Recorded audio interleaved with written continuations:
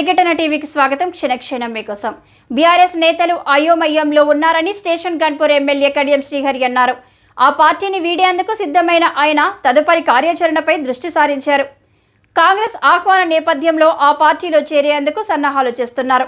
ఈ మేరకు కుమార్తె కావ్యతో కలిసి మంత్రుల నివాస ప్రాంగణంలో తన అనుచరులతో సమావేశమయ్యారు. కాంగ్రెస్ నేతలు తనను పార్టీలోకి ఆహ్వానించారని 2 రోజుల్లో నిర్ణయం ప్రకటిస్తారని చెప్పినట్టు తెలిపారు.